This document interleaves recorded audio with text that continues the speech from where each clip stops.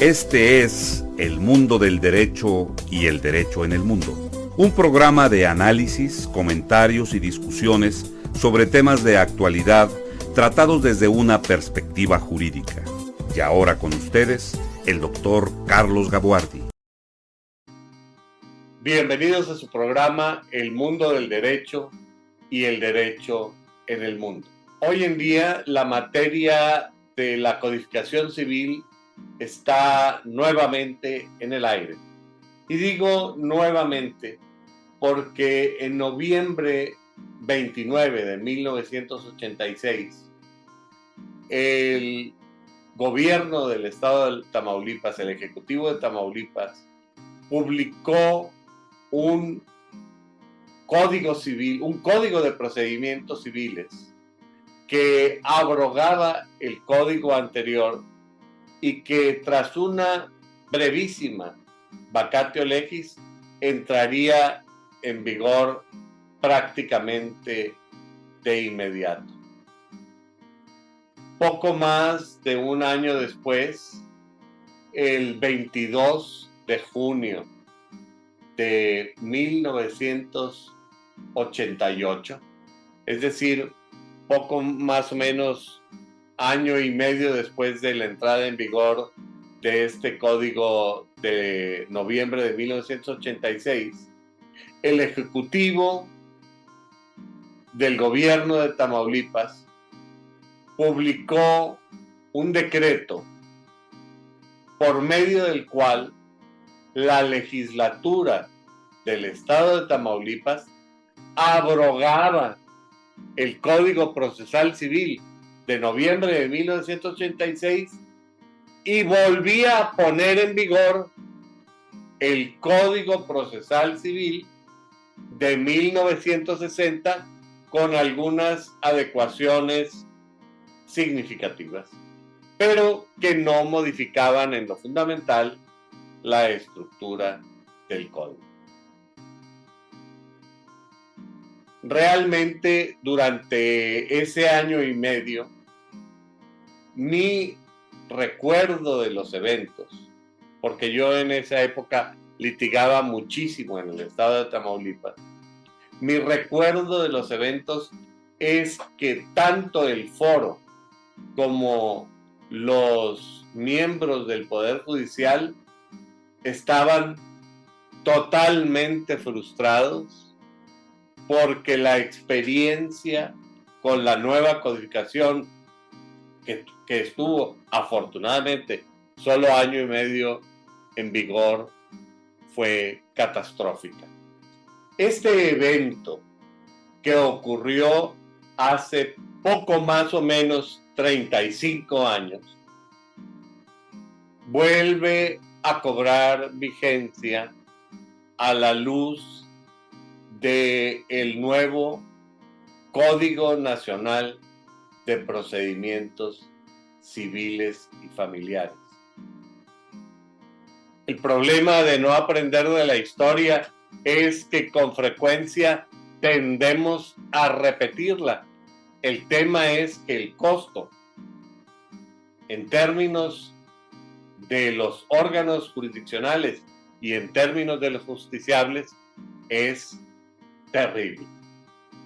Así es que para conversar sobre este importante tema, sobre esta importante lección histórica, he invitado a una persona muy destacada que le tocó vivir en primera persona aquellos eventos. Me refiero al magistrado Armando Villanueva Mendoza.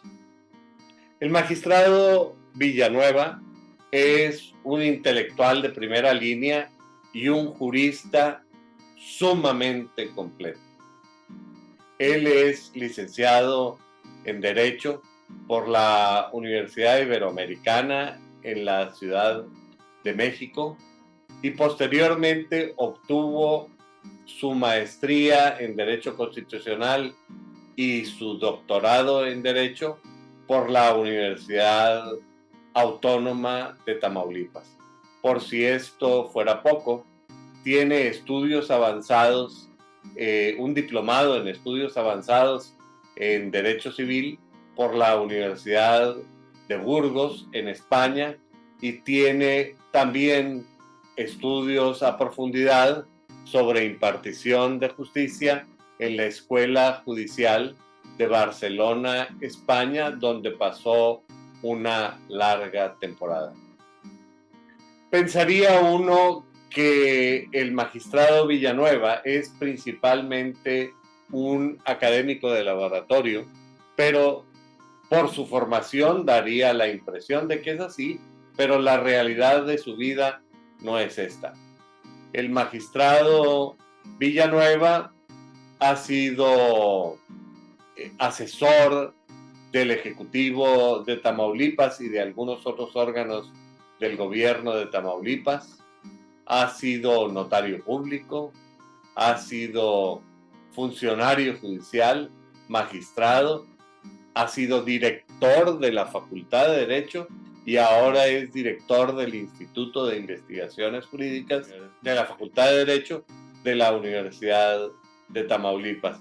Así es que si su formación no fuera suficiente, su formación y experiencia profesional lo hacen ser una persona de lo más completo que yo conozco. Lo invité para conversar sobre este tema que a mí me tocó vivir como litigante y que a él le tocó vivir desde las entrañas del Poder Judicial. Magistrado, muchas gracias por haber aceptado la invitación para compartir conmigo estos micrófonos, y me parece que esta lección histórica de Tamaulipas, una lección que implica reconocer, haber reconocido un error, me parece que es muy importante. Cuando uno lo cuenta habiendo sido litigante, parece nada más que una de esas anécdotas simpáticas que cuentan los viejitos, pero ya vivido desde adentro creo que es un poco diferente. Cuénteme qué fue lo que pasó en aquellos días, qué es lo que sucedió, qué es lo que llevó a este código, cuál fue la experiencia durante la implementación, qué me cuenta usted de la vacatio legis, qué sucedió y qué fue lo que llevó a esta abrupta abrogación de la gran novedad legislativa. Bien, pues muy buenas tardes, muy buenos días, según el momento en que estén viendo este programa. Y en realidad, bueno, pues agradecer la presentación que inmerecidamente hace don Carlos de mi persona. En realidad, pues ni soy magistrado, porque ya soy magistrado en retiro, ya estoy jubilado del Poder Judicial, soy profesor de tiempo completo y como siempre me defino, soy un profesor de derecho, esa es exclusivamente mi función. Y bueno, con relación a este tema, sí tengo algo que expresar porque efectivamente la vida me ha llevado por diferentes momentos del desarrollo de la actividad profesional, y en 1981, que fue cuando inició el gobierno del doctor Emilio Martínez Manotú, el 5 de febrero precisamente, pues me tocó acompañarlo como secretario auxiliar en principio y posteriormente al año y medio como secretario de Servicios Administrativos del Gobierno del Estado. Y el sexenio fue un sexenio realmente evolutivo. El doctor Emilio Martínez Manotú pues, había sido precandidato a la presidencia de la República, después había acompañado al que había sido su subalterno y que ahora era su jefe, el presidente José López Portillo, como secretario de Salud, y después dejó la Secretaría de Salud para venir como candidato del PRI a la gubernatura de Tamaulipas sin ningún contrincante, y bueno, ganó sin mayor problema. En esas campañas de antaño que duraban alrededor de 9 meses del año y que bueno, pues permitió que se empapara de las necesidades de un Estado que pues su vocación era una vocación de carácter agrícola y pecuaria, ¿verdad? Y de esa manera, bueno, pues empezó el gobierno con grandes innovaciones, con mucha obra pública, tratando de evolucionar en todos los aspectos, y nos quedamos en el problema de la impartición de justicia. Y el doctor, pues que era un médico humano, pues le encomendó a su grupo de asesores en el tema legal, que era pues principalmente el secretario general de gobierno, que en ese entonces se disponía por el texto constitucional tamaulipeco que necesitaba ser abogado, era un requisito sine qua non, para que pues buscaran la forma de generar agilidad en los procesos. ¿Y que era quién en ese momento, el secretario general de gobierno? El secretario general de gobierno en ese momento fue el licenciado Roberto Perales Meléndez, ya que en paz descanse, ¿no? Él había sido subprocurador y después había sido secretario general de gobierno. Y había sido director jurídico en la Secretaría General de Gobierno en un principio de esa época, ¿no? Y bueno, pues al final de cuentas empezaron a trabajar sobre un proyecto de código de procedimientos civiles que buscaba agilizar los procesos. La queja sobre la tortuosidad de estos pues era constante, y todo el mundo le comentaba al gobernador pues que el problema era la ley que teníamos. Y bueno, pues ante esa situación les pidió que se abocaran a generar esa nueva legislación, tanto a los propios magistrados del Supremo Tribunal de Justicia como a las áreas jurídicas lideradas por la Secretaría General de Gobierno.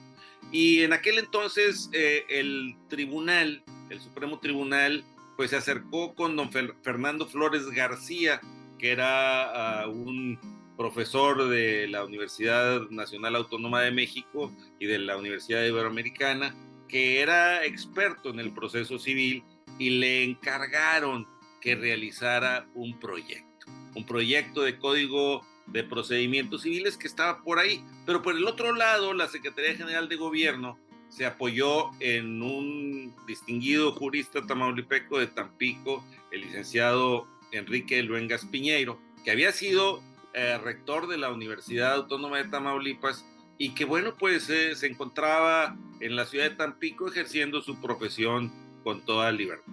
Y ante eso, bueno, pues empezó él con las ideas progresistas de la justicia oral, de la evolución del derecho y tratar de darle celeridad a los procesos, que era el objetivo.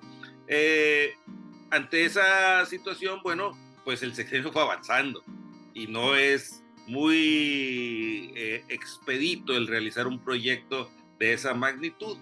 Terminaron el proyecto del licenciado Flores García, pero en un momento posterior, y ya como la influencia política era superior de la Secretaría General de Gobierno que la del propio tribunal, pues se adoptó el Código Luengas, que no nada más fue la elaboración de un Código de Procedimientos Civiles, sino fue también la elaboración del Código Civil de Tamaulipas.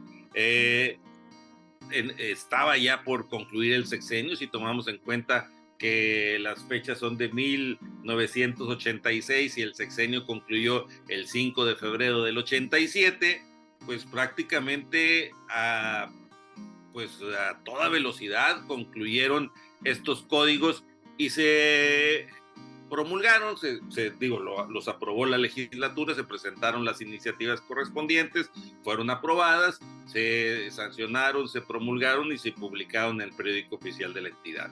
Y entraron en vigor prácticamente en forma inmediata. Y la situación que se dio, bueno, pues que el foro ni siquiera tuvo la oportunidad de conocer.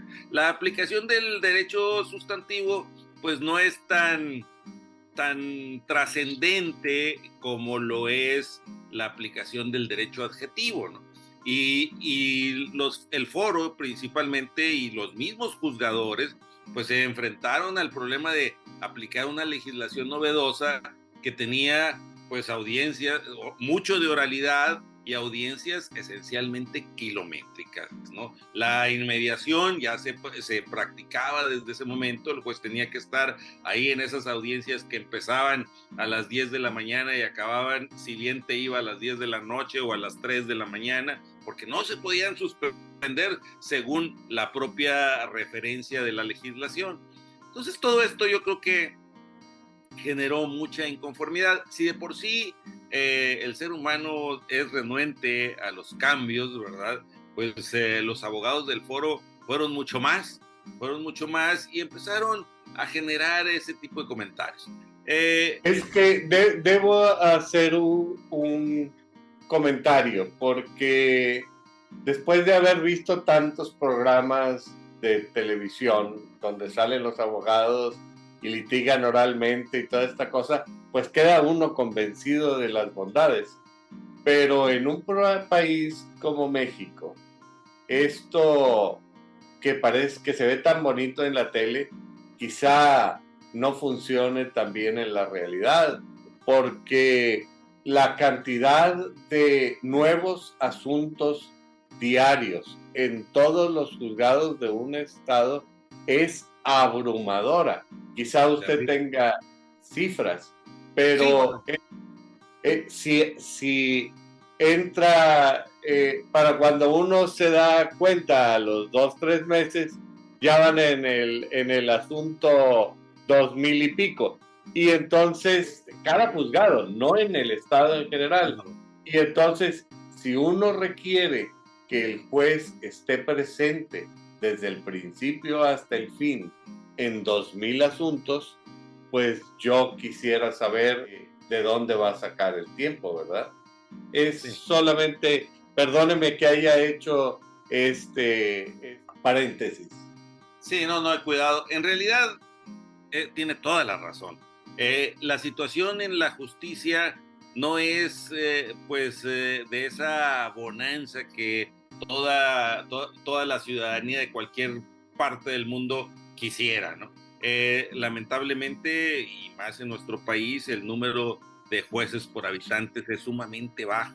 Y bueno, pues la conflictividad no es tan baja. Somos un poquito complicados en este tipo de relaciones humanas, ¿no? Y todo, bueno, pues usualmente acaba en lo que son los tribunales. Y de esa forma, bueno, pues quizá el error, un error que se vio venir desde la promulgación y la publicación del Código Procesal, no tanto el Código Civil, que sigue siendo el mismo, el Código Civil del doctor Emilio Martínez Mano, por referirle con un nombre, sigue siendo el Código Civil de Tamaulipas, con modificaciones, claro, que la propia evolución de... Como cualquier documento legislativo, ¿verdad? En el caso del procedimiento civil, entra en vigor y se generan esas inconformidades, pero ya había cambiado el gobierno, ya estaba al frente del Ejecutivo Estatal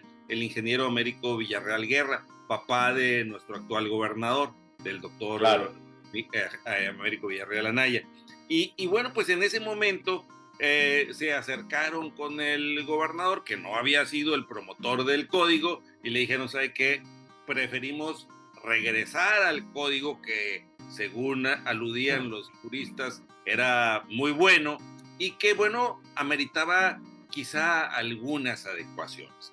Y bueno, pues el gobernador los escuchó y generó esa iniciativa en donde se abrogaba el código anterior y se ponía de nueva cuenta en funcionamiento el código que al parecer refieren fue elaborado por Eduardo Couture.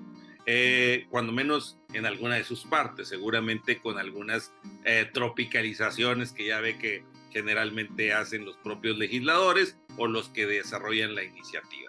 Y de esa manera, bueno, pues fue que ese código de Martínez Mano fue efímero. Estuvo realmente muy poco tiempo en funciones y después se restableció con las reformas o con las adecuaciones para esa nueva época, el actual el Código de Procedimientos anterior, que sigue siendo el actual, ¿verdad? El actual, quizá también con algunas modificaciones en sus diversos dispositivos, pero bueno, al final de cuentas es el que ha operado. Claro, tiene algunas cuestiones que ya han sido superadas por la propia jurisprudencia y que pues ahora con esta situación de que la materia procesal, civil y familiar pasó a la competencia del Congreso Federal, pues prácticamente estaba el legislador tamaulipeco, igual que los legisladores de todos los estados, seguramente el problema fue igual, amarrado porque no podía hacer las adecuaciones a su legislación para pues no contravenir las propias disposiciones o interpretaciones de la Suprema Corte de Justicia. Y entonces los artículos ya declarados inconstitucionales seguían estando presentes en la legislación local. Entonces de esa manera es como pues evolucionamos de una legislación pues que la propia sociedad había estimado como no suficiente para el desarrollo pues adecuado de los negocios dentro de la comunidad tamaulipeca. Migramos a uno que resultó ser demasiado avanzado, que trajo como consecuencia regresáramos al pasado, pero con un código adecuado. Un código que en cuyas adecuaciones pues se consideraron la suficiencia, tan es así que es el que sigue vigente, ¿no? Bueno, yo recuerdo que el Código Procesal Civil de Tamaulipas antes de 1986, es decir, el anterior, el que está vigente ahorita, pero en su versión anterior a 1986, sí tenía algunas disposiciones que francamente merecían ser mejoradas. Por ejemplo, yo me acuerdo que había un artículo que decía que todos los escritos tenían que ser hechos en hoja tamaño oficio, a doble espacio, y bueno, pues realmente ese es, igual te regresaban las promociones, no te las aceptaban si no venían conforme a lo que decía el código. Y pues francamente es una formalidad llevada al extremo. Pero eso no quiere decir que el código entero haya sido malo. Quería decir que tenía algunas cosas que debían ser superadas, ajustadas, etc. Si usted me permite, en la cuestión de la federalización de la materia de procedimientos civiles y familiares, para que en beneficio del público que nos escucha, ocurre de una manera como tradicionalmente se hacen en México, en lo oscurito, sin decirle mucho nada a mucha gente, con los legisladores que desafortunadamente no saben ni lo que están aprobando, nomás levantan la mano, aprueban las cosas hasta con faltas de ortografía. Pero el caso concreto es que en el estado de Coahuila y tengo entendido que también en el estado de Aguascalientes se necesitaban hacer unas reformas en materia procesal civil porque, como usted indica, los códigos están vivos, viven en los tribunales. Estos no son ejercicios académicos. Y total que aprueban las reformas, las publican y de inmediato la Corte las declara inconstitucionales porque ya esas facultades habían pasado a la Federación. Fue realmente vergonzoso que los mismos diputados que habían aprobado la reforma constitucional, como no tenían ni idea de qué es lo que habían aprobado, aprobaron reformas a la legislación procesal. Pero ese es el estado en que guardan las cosas en México. En mi opinión, también esto es un atentado contra el federalismo. Pero yo le hago una pregunta. ¿Es la misma realidad que la que se vive en el sur de Veracruz que la que se vive en Tamaulipas o en el norte de Chihuahua o en Zacatecas o en Oaxaca o en Michoacán, o en realidad son diferentes estados y tienen realidades distintas, porque pues es una pregunta que uno se hace. Usualmente, cuando menos yo que he tenido la experiencia de conocer poderes judiciales tanto del sur como del norte o como del centro, esa agrupación a la que pertenecen los tribunales locales que se llama la Comisión Nacional de Tribunales de Justicia, pues se ve efectivamente diferencia en todas estas zonas.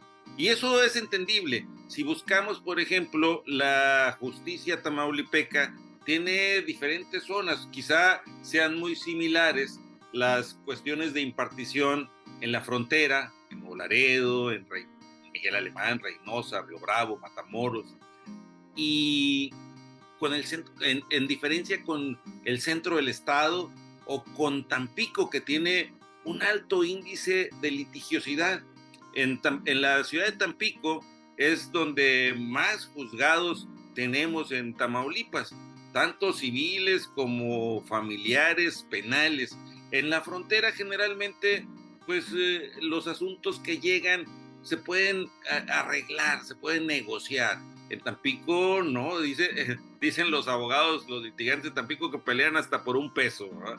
Entonces, eso es común. En Victoria, bueno, pues es un poco más el tema gubernamental y la segunda instancia, ¿no? Generalmente, pues los abogados están como corresponsales de otros despachos y bueno, pues eso es como opera aquí en un estado la diversidad de asuntos, la diversidad de formas de conducirse en el ejercicio profesional, que si los comparamos con algunas otras zonas del país, pues tampoco vamos a poder competir con el tipo de asuntos que se dan, por ejemplo, en la ciudad de Monterrey o en la ciudad de Guadalajara o en Puebla. Quizá de la justicia del sur, que en un momento dado pudiera tener un poquito más de similitud, cuando menos en los asuntos que se plantean, sería quizá la de Quintana Roo, pero en una zona determinada que viene a ser toda esa zona de la zona turística Cancún, Rivera Maya, ¿no?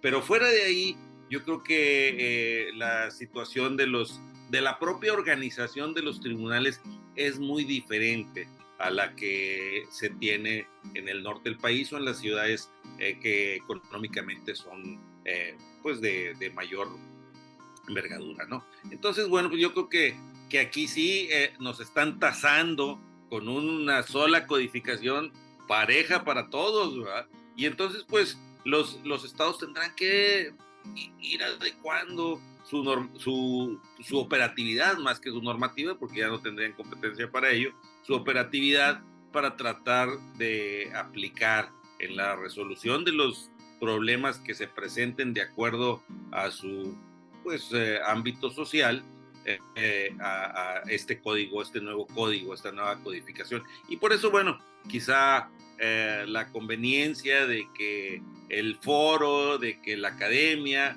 lo vaya pues haciendo el conocimiento de todo mundo, criticando a lo mejor lo que haya que cambiar, porque al final de cuentas siempre las disposiciones serán perfectibles y yo creo que los problemas empiezan cuando empieza la aplicación, ¿sí? Ahí es donde nos vamos a detectar y eso lo vimos con la ley de amparo, ¿verdad? La actual ley de amparo, que le llamaba nueva en su oportunidad, pues casi de inmediato tuvo que generar reformas y luego otra vez reformas, ¿verdad? Entonces yo creo que esto pues empezará, vamos a ver esta modalidad de un solo código, de un código único, que lo mismo sucedió con el Código Penal, Código de Procedimientos Penales único, también ya tiene reformas y prácticamente pues es una codificación joven, ¿no? Es una codificación joven, pero sin que yo sea penalista, tengo entendido que ha tenido serios problemas en su implementación y que ha provocado gravísimos problemas en que no es posible proteger a la sociedad de los problemas de criminalidad que se han gestado a lo largo y ancho del país. Temo que con esta nueva codificación procesal civil pueda ocurrir lo mismo, y el tema es que al final los que vienen pagándolo son los justiciables. Ahora, en este sentido, lo que yo alcanzo a comprender de lo que usted me dice, y usted me corrige si tengo una visión equivocada. Tamaulipas tiene un solo código, tiene hasta ahorita un solo código procesal. Pero teniendo un solo código procesal, se observan prácticas diferentes en Tampico, en Nuevo Laredo, en Matamoros, en Torreón, en propio Victoria. Me imagino que lo mismo ocurrirá en El Mante, San Fernando, en todos los lugares donde haya juzgados. Pero como al final es un estado y tiene un solo poder judicial, esto permite que desde el punto de vista de práctica de los órganos jurisdiccionales se puedan tomar las medidas para que el solo código que hay para todo el estado pueda funcionar adecuadamente para todo el estado. Entiendo que esta situación que ocurre en Tamaulipas al expedirse el nuevo Código Nacional de Procedimientos Civiles será lo mismo que ocurra, la misma legislación homologada para todo el país, y cada poder judicial del estado, de los diferentes estados, 32 que hay, pues tendrán que hacer lo posible para ajustar sus prácticas judiciales dentro de la normativa que ofrezca ese código. ¿Es correcto lo que le digo o me equivoco? No, definitivo. Yo creo que quedará ya a las propias estructuras jurisdiccionales, a los consejos de la judicatura de cada una de las entidades federativas, el tratar de ir allanando cualquier problema que se pueda presentar en la aplicación de estas disposiciones, claro, sin tocarlas, porque al final de cuentas no tendrían competencia, pero sí el buscar la mejor manera de que sus órganos jurisdiccionales, ya sean juzgados especiales, juzgados de primera instancia, juzgados menores para donde existan, en fin, a toda la estructura jurisdiccional para que reciban esta codificación de la mejor manera, buscando solucionar los conflictos que se encargan de resolver todos los miembros del Poder Judicial. Porque entiendo que afortunadamente las leyes orgánicas de los poderes judiciales permanecen intocadas. Es decir, que todavía cada estado de la República tiene la potestad de poder organizar su propio poder judicial conforme a sus propios criterios. ¿Esto es correcto? Sí, así es. Y en el caso de las entidades federativas, la gran mayoría tienen en sus poderes judiciales facultades de iniciativa con la posibilidad de tocar todas aquellas legislaciones que involucran su organización, lo que no la Suprema Corte de Justicia o el Poder Judicial de la Federación. Entonces, bueno, pues los propios poderes judiciales vendrán a detectar los problemas en la aplicación para hacer las propuestas de solución. Pero tendrán que hacerlo, digamos, lateralmente, porque frontalmente no podrán hacerlo, porque el Código de Procedimientos Civiles es una atribución exclusiva del Congreso Federal.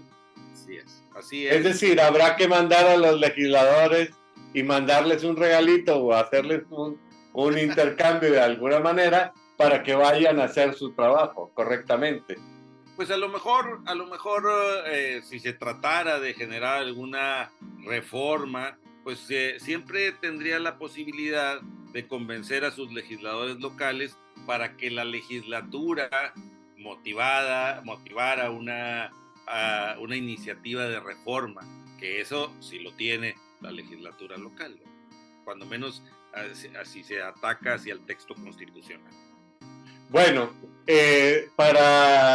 para que no me corresponda a mí el comentario, lo que le diría al público es que cada uno revise cómo anda la relación entre el Ejecutivo de su estado y el Congreso de su estado para ver qué tan viable pueden ser estas cosas. Me imagino que en algunos estados el Ejecutivo tendrá mayor control sobre el Congreso y se podrán hacer estas cosas, y en algunos otros pues realmente será un poco más complicado. Pero en materia de ajustes, a mí me da la impresión de que cuando uno trata de ajustar lateralmente una norma, uno la puede tratar de estirar un poquito, otro poquito, pero llega un momento en que por más que le estires, ya no da. Es decir, que aquello requiere una reforma. Y tal la requiere que la práctica de los códigos de procedimientos civiles en todos los estados ha sido que constantemente hay que estar reformándolas. ¿Qué opina usted de hasta dónde se pueden estirar las instituciones y en qué momento ya no se pueden estirar las instituciones? Porque esto que yo estoy diciendo es un análisis en abstracto, pero a usted ya le ha tocado vivir esto. Sí, yo creo que pues la evolución de las instituciones tiene que ser pues una constante común, ¿sí?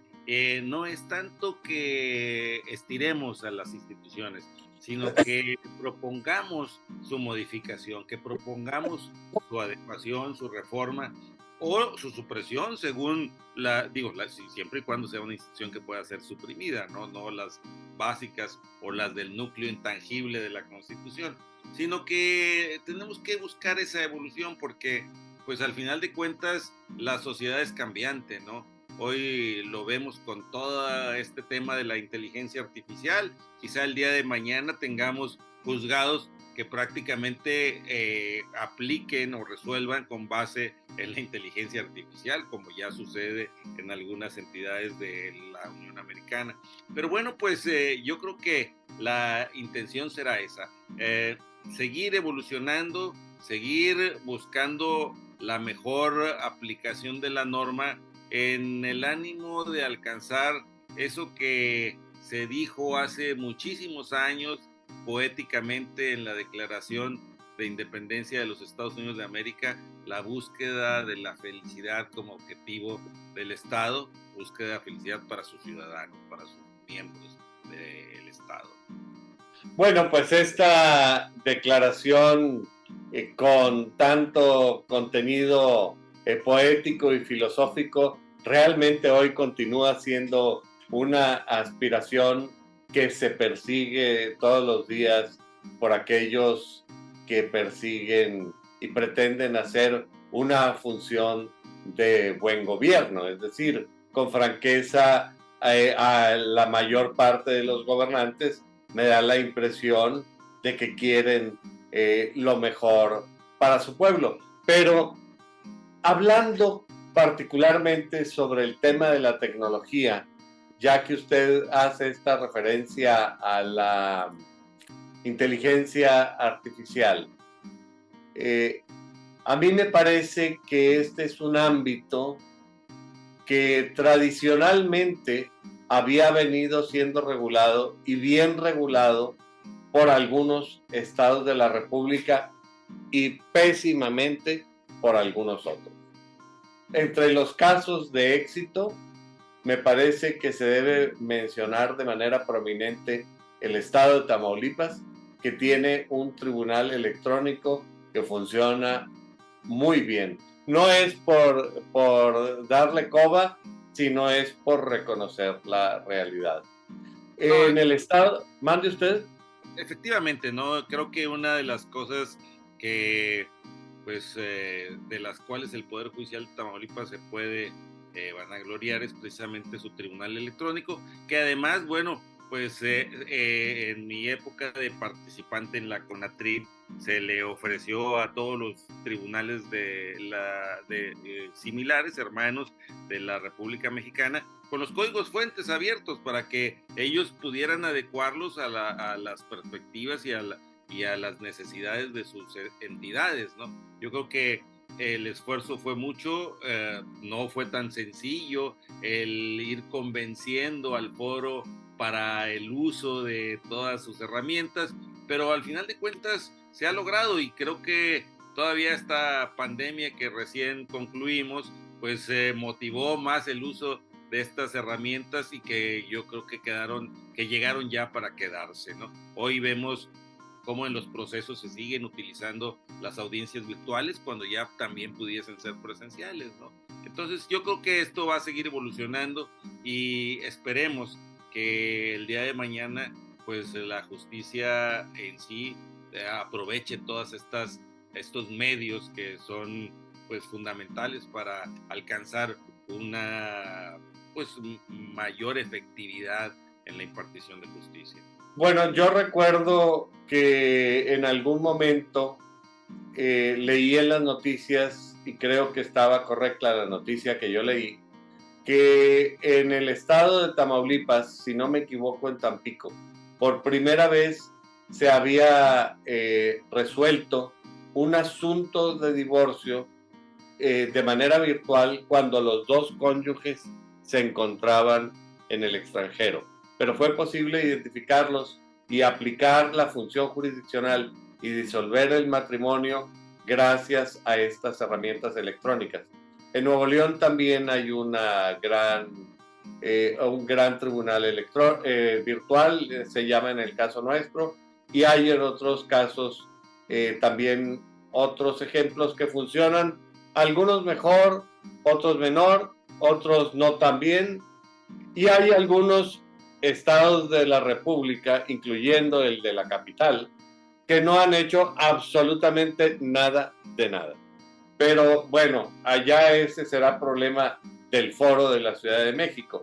Acá nosotros trataremos de seguir a la vanguardia en Nuevo León y en Tamaulipas.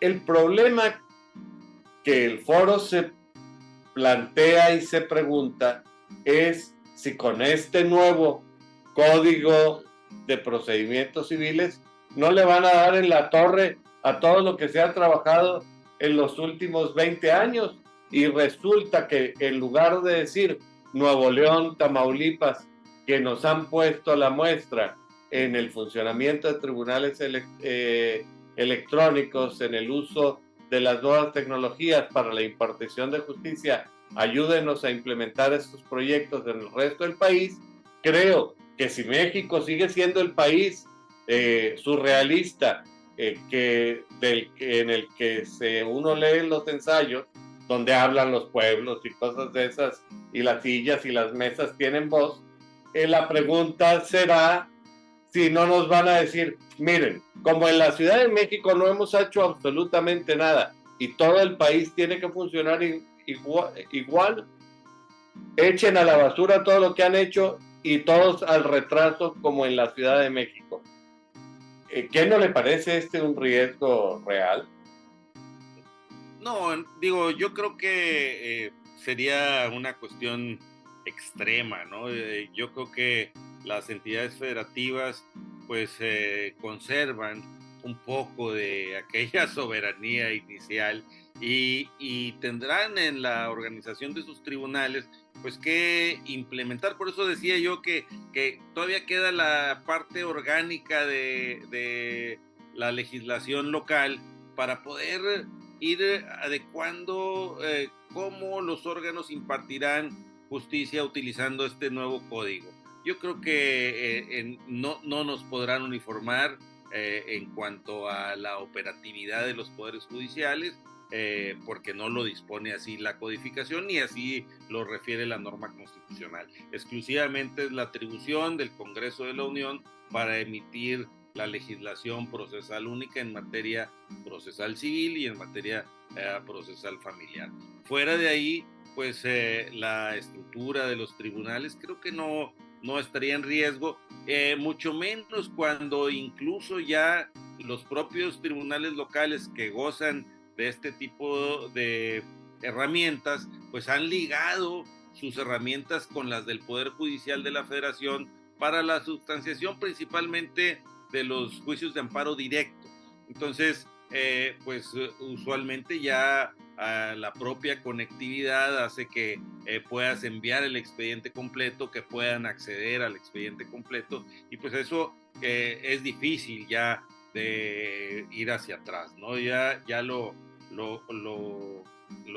han dado, difícilmente nos van a quitar, ¿no? Yo creo, cuando menos esa es mi opinión. Sí, a mí me parece reconfortante esto que usted está diciendo y parece lógico. Es decir, que si, por ejemplo, en el caso de Nuevo León ya se ha trabajado por más de 20 años en consolidar y fortalecer el tribunal virtual, otros tantos años que se ha trabajado en Tamaulipas, y hasta ahí llega mi conocimiento del funcionamiento de los tribunales electrónicos en los estados de la República. Naturalmente el estado del Poder Judicial Federal, pero ese funciona aparte. Ahora, en materia de una nueva legislación, normalmente lo que ocurre es una lluvia de amparos. Es decir, no tanto por el deporte de promover amparos, que de pronto puede llegar a ser interesante, sino porque en realidad una nueva legislación trae nuevas ideas, nuevas redacciones, nuevas imprecisiones que con frecuencia necesitan ser ajustadas. ¿Esto usted cree que también va a ocurrir con este nuevo código? Claro, eso será común. Siempre hay situaciones que quedan fuera de, pues, de la imaginaria de la norma, ¿verdad? Y que, bueno, pues necesariamente tendrán que resolver los tribunales federales con su interpretación, o los irán resolviendo los aplicadores de justicia, pero en su momento de hacer la interpretación generarán un criterio que será diferente al de otro lado, y bueno, pues tendrán que acabar siempre en los tribunales federales para que nos den la interpretación de tal disposición acorde a nuestro sistema de impartición de justicia, y obviamente siempre acorde a todo lo que sería nuestra disposición principal, que es la Constitución Federal de la República. En esa medida creo que una legislación nueva pues no va a abarcar prácticamente la solución de todas las cuestiones. Habrá cosas que queden pendientes y que, bueno, pues en la misma necesidad de pues proyectar su solución, pues se recurran a estas medidas a través de los juicios de amparo, como bien lo refería, o a través de las apelaciones que van a generar criterios, y criterios que al final de cuentas caerán en la justicia federal, ¿no? Ese es nuestro sistema, y es como seguramente lo vamos a ver en breve, como se vio con la implementación de la justicia oral mercantil, como lo estamos viendo con la implementación de la justicia laboral, como lo estamos viendo o lo vimos ya también un poco con más tiempo la implementación de la justicia penal, y con la propia legislación de amparo, que hubo que llegar a generar interpretaciones hasta el más alto nivel. Sí, porque la pregunta aquí, y yo sé que le estoy haciendo algunas preguntas de examen profesional, pero con toda su experiencia y la apertura y generosidad con la que usted me ha tratado, me atrevo a hacerle el cuestionamiento. Y la pregunta es, ¿realmente se necesitaba promover esta reforma? Es decir, ¿realmente era necesario quitarles las facultades a los estados, y teníamos una codificación tan deleznable que necesitaba ser simplemente borrada y crear una nueva que viniera hecha por los iluminados de las Torres de Marfil? Prácticamente ahí sí sería bastante parcial en mi opinión, porque dentro de mi mi análisis constitucional, ¿verdad? Dentro de mis líneas de investigación, yo soy promotor del federalismo, ¿no? Y decíamos de ese federalismo de 1824, en donde las entidades federativas, aunque creadas por la propia, creadas a la inversa de la Unión Americana, ¿no? Del centro hacia afuera, no de afuera hacia el centro como se creó la nación americana, en esa intención federalista, pues prácticamente diríamos que estamos viviendo una involución del federalismo, ¿no? No estamos evolucionando, sino al contrario, estamos regresando hacia atrás, ¿verdad? Cada vez menos federalismo, ¿no? Y lo vimos desde esas primeras codificaciones. Si tomamos en cuenta que la disposición más modificada en los poco más de 100 años de nuestra Constitución ha sido el artículo 73, que son las facultades del Congreso de la Unión, cada vez le damos más, y obviamente eso es en detrimento de las entidades federativas, ¿no? Entonces yo me imagino que pues en esta intención de volver al centralismo, claro, conservando conservando el sistema federal, pero cada vez más centralizado, pues no había necesidad, a lo mejor, establecer algunas bases desde el texto constitucional que se uniformaran, si era lo que querían, que la oralidad se operara en el proceso civil y familiar. Bueno, pues desde el texto de la Constitución se diría que la justicia civil será oral. O sea, otro retoque al 17 y bueno, pues ahí nos vamos, ¿verdad? Exactamente. Y dejarle a los legisladores locales esa evolución, o a la propia academia de las localidades. Si vemos las grandes figuras jurídicas que han motivado evolución, pues desde el juicio de amparo allá en la Constitución yucateca, ¿no?, hasta el establecimiento de los consejos de la judicatura, todo lo relacionado con el tema de mediación o con lo de transparencia, pues todo ha salido de las entidades federativas y los han incorporado a lo que es la Constitución General de la República. Entonces yo creo que con esto pues se va limitando cada vez más, y bueno, pues tenemos una involución tremenda del sistema federal mexicano. Pero en mi concepto, si usted me dice, yo hubiera preferido que el legislador local pudiera ir resolviendo los problemas de legislación procesal aquí en casa. Imagínense ahora cómo vamos a hacer para tratar de modificar una norma federal. Tendríamos que convencer a nuestros pocos diputados federales, porque los estados del norte tenemos pocos diputados federales, contra los estados como el Estado de México, la Ciudad de México, que tienen el gran cúmulo del Congreso de la Unión. Bueno, a mí, yo en este programa he tratado muy principalmente entrevistar gente que no es de la Ciudad de México. Sí acepto gente de la Ciudad de México, pero procuro que principalmente sea gente que no es de la Ciudad de México, porque a mí me parece que al tener de frente a una persona como usted, tan sólida intelectualmente, podría uno con claridad decir, mandar el mensaje de que más allá de Chiconcuaj, sí existen algunas mentes brillantes y algunas cabezas pensantes. Pero bueno, ese será todo un descubrimiento para la gente cuyos límites se terminan en la caseta de cobro de Ciudad Satélite. Me refiero cuando uno va, para los que van hacia el norte. ¿Cómo andamos en materia probatoria? ¿Cómo es la materia probatoria en el Código Procesal vigente en Tamaulipas y cómo era en el efímero Código Luengas que tantos problemas dio? ¿Era un problema nada más de la oralidad absurda e ininterrumpida de 10 a 5 de la mañana? ¿O también había problemas de tipo probatorio, recursos y otras cosas?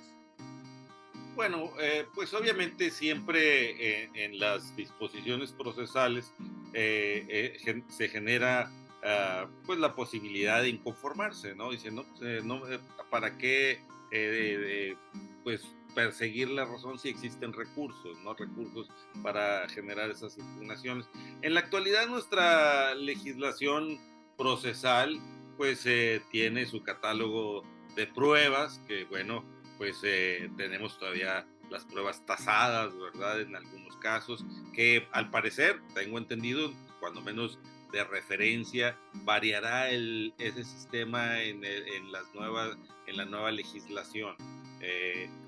Pues veremos, a ver, dándole un poquito más de atribución al juzgador para valorar las pruebas, ¿no? Eliminar un poco el tema de la tasación. Y bueno, pues tratar yo creo que en la actualidad eso pudiera ser una referencia, pero pues tendremos que pues contar con jueces de gran calidad profesional, ¿no? El dejar que garantizar a través de los propios consejos de la judicatura que los jueces que lleguen al cargo sean jueces que hayan pasado por los filtros adecuados, que sean jueces que hayan demostrado su capacidad intelectual, su conocimiento del derecho, y que tengan obviamente una conducta intachable, porque lo he dicho siempre, el juzgador tiene sobre su cabeza la espada de Damocles, ¿no? En el caso de que generalmente está pues pendiente de la decisión del pueblo, ¿no? Del pueblo. Y por eso quizá todas estas innovaciones del impulso a la publicidad y a la inmediación, ¿no? Para que el pueblo esté vigilante de que el juez que está en frente de la audiencia pues esté actuando con corrección. No, yo creo que pues la legislación actual de Tamaulipas tiene su sistema probatorio de corte completamente tradicional, ya decíamos, pues de dónde deviene su origen. Y en el caso del Código Luengas, pues fue un código que trató de evolucionar, pero también conservaba en el tema probatorio pues no fue tan revolucionario, fue un poco más el tema del desahogo de las pruebas en una misma audiencia, que fue lo que prácticamente martirizó tanto a la judicatura como al foro litigante, ¿verdad? Es decir, que realmente no era tan innovador como se pretendía. Simplemente tenía su principal punto novedoso era de las audiencias concentradas, sin fin y sin posibilidad de ser interrumpidas, ni atendiendo siquiera la naturaleza de las pruebas, ni de nada. Así es, sí, en realidad yo creo que la idea en ese momento es decir, ¿cómo acortamos el procedimiento? Pues a través de si lo que lo alarga es el desahogo de las pruebas, bueno, pues acórtalo, ¿verdad? Acórtalo. Y hemos visto toda esa intención, sobre todo, por ejemplo, en la legislación, en el juicio de amparo, ¿no? Entonces, a ver, espérame, ya todo me lo vas a hacer valer hasta el final, ¿verdad? Y ahora, pues igual en el caso del procedimiento mercantil, sí, a ver, no hay recursos, todo lo haces valer en la apelación y te vas hasta el final del evento, ¿no? Esa es la forma como el legislador ha buscado acortar los procesos, ¿no? En el caso del Código Procesal Civil de esa época, del 86, pues nos dijeron, bueno, pues aquí lo podemos acortar en una sola audiencia y hay que se desahogue todo, ¿va? Porque así ya queda el expediente listo para un breve periodo de alegatos y bueno, pues se dicta la resolución. Sí, yo realmente desde el punto de vista procesal, para mí es muy difícil entender por qué en México permanecemos ciclados con las mismas instituciones, les vamos dando vuelta y no progresamos ni siquiera conceptualmente, cuando hay tan buenas experiencias y tan buenas prácticas en algunos otros países, incluyendo, por ejemplo, en el Canadá, en la provincia de Quebec, en donde hay un código de procedimientos civiles de tradición romano-germánica, pero a la vez se aplica el procedimiento del common law y la tradición de precedentes del common law, porque ese es el sistema predominante a nivel nacional. Pero sí, realmente me parece una problemática grave que muchas de las grandes reformas procesales que se hacen en realidad es maquillar el punto A, B y C conforme a la jurisprudencia aquella, y es decir, parece una justicia más orientada a satisfacer a los juzgadores, a los miembros de la judicatura, que a los justiciables. ¿Qué opina usted de esto que yo le estoy diciendo? A lo mejor es una exageración y una injusticia de mi parte hablar en estos términos. No, bueno, pues es una apreciación que usted tiene como operador jurídico. Y yo creo que eso es factible. En realidad, yo creo que la labor del Estado es principalmente impartir justicia, del Estado en el ámbito jurisdiccional, impartir justicia de la mejor manera, el buscar que la justicia sea pronta, sea expedita, sea imparcial y sea completa. Eso es algo necesarísimo. Y mientras no se logre, pues como lo decía yo en esa tesis del doctorado, es un tema inacabado, ¿no?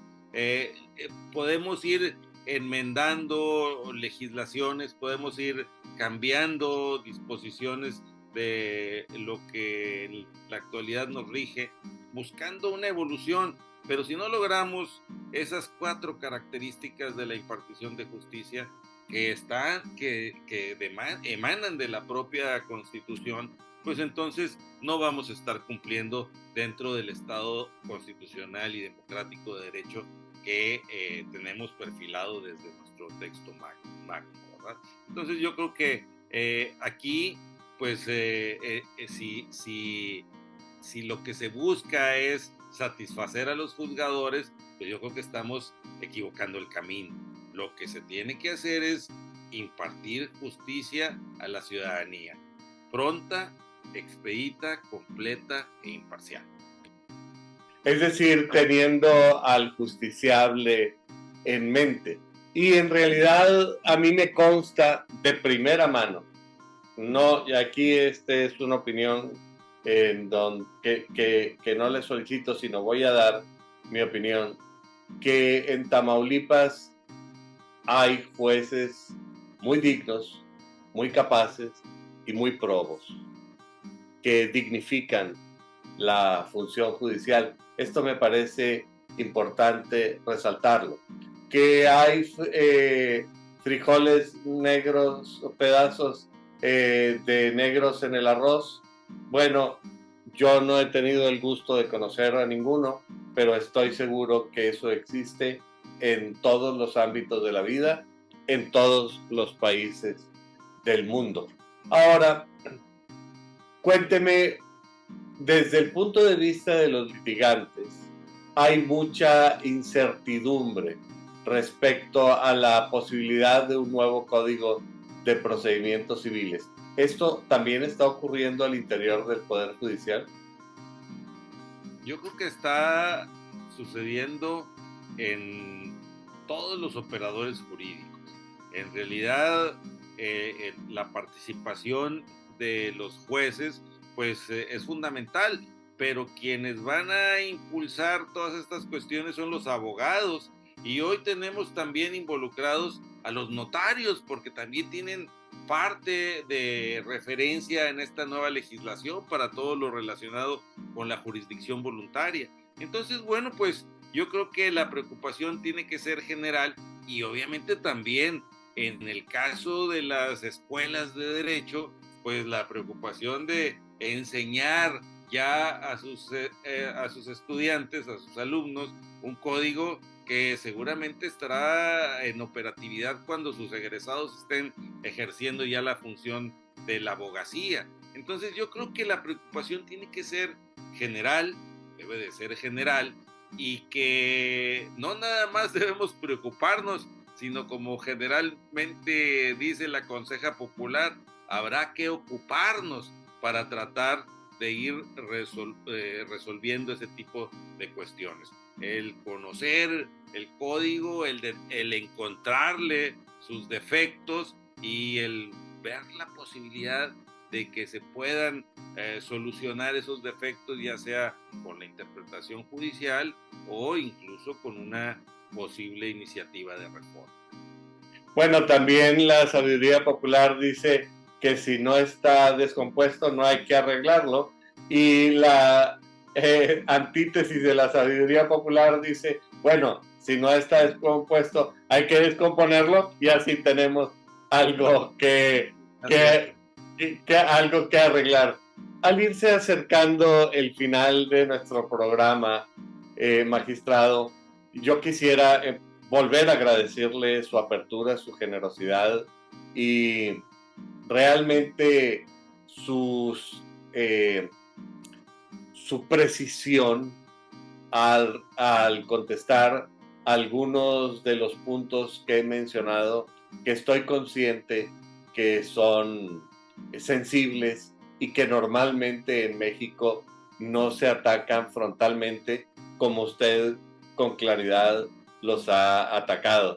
Yo creo que esto revela su inclinación y su actitud académica, pero veo que nos quedan muchas cosas por conversar y que si el programa durara 10 horas, pues a lo mejor podríamos rascarle, pero el tiempo apremia, y a mí me gustaría invitarlo para que nuevamente nos podamos reunir en estos micrófonos a conversar sobre algunos de los temas que nos quedan pendientes o alguno otro nuevo donde seguramente usted tendrá mucho que aportar. Pero al acercarse la necesidad de cerrar el programa, a mí me gustaría pedirle que nos haga el favor de dirigir un mensaje para el público que semana a semana nos hace el favor de escuchar. Muchas gracias, don Carlos. En principio, pues agradecerle la deferencia de haberme invitado a participar en su programa. Y bueno, pues a la comunidad en general, decirles, bueno, pues que al final de cuentas no dejamos de ser una sociedad que se rige bajo normas y que las normas emanan de nosotros mismos, ¿no? Porque nosotros somos quienes elegimos a quien elaboran esas normas. Hay que tener mucha precisión con eso, tratar de que nuestros legisladores, que son quienes elaboran nuestras normas, sean las personas adecuadas, sean las personas preparadas. A veces nos vamos como si fuesen artistas con la popularidad o la simpatía, pero yo creo que hay que reflexionar siempre en el momento de elegir a quien en el futuro será el representante de nosotros en alguna de las cámaras, ya sea locales, de diputados o federal, de diputados o senadores, pues que sean las mejores personas para que estas inquietudes que tenemos todas las personas de bien dentro de una sociedad como la mexicana, pues se vean reflejadas precisamente en las normas que pues emanan de ese poder. Y que bueno, pues cuando haya que atacarlas, para eso está el foro. Ese foro que necesariamente tiene que capacitarse cada vez más con la intención pues de generar la aplicación de justicia. Yo les digo a mis alumnos que generalmente en el sistema jurisdiccional de nuestro país, pues para ganar un asunto, en principio hay que tener la razón. Y en segundo lugar, hay que saberla pedir por todo aquel tema del estricto derecho. Pero la última y la más importante es que te la quieran dar, porque luego los juzgadores parecen ser abogados contrarios a cualquiera de los dos litigantes, un tercer litigante que está buscando cómo pues detener el paso del proceso. Y eso pues no debería de ser. La justicia, como lo decía en un momento, pues debe ser pronta y expedita. Y luego, ante actitudes beligerantes de los juzgadores que están buscando a ver dónde no pusiste el punto para decir, no, mira, aquí le faltó esto, y por consecuencia, pues eso obscura tu promoción, ¿verdad? Entonces, pues yo creo que eso es lo que tenemos que ir superando, tenemos que ir evolucionando con preparación del foro y preparación, y esa la tenemos que exigir como ciudadanos de nuestros juzgadores. Yo creo que en la medida en que logremos esos 3 puntos, saber elegir a nuestros legisladores, que el foro se aplique en su estudio, en su preparación, y que sepamos también exigir los auténticos juzgadores, es como iremos mejorando nuestro Estado de Derecho. Muchas gracias. Yo quiero agradecer nuevamente al magistrado Armando Villanueva Mendoza por su generosidad, por su apertura y por su asertividad frontal al ir comentando sobre cada uno de estos puntos que son de por sí complicados y que implican un poco una labor de especulación, pero no una especulación azarosa, sino la especulación de quien ha sido formado y quien tiene conocimiento del campo sobre el que incursiona.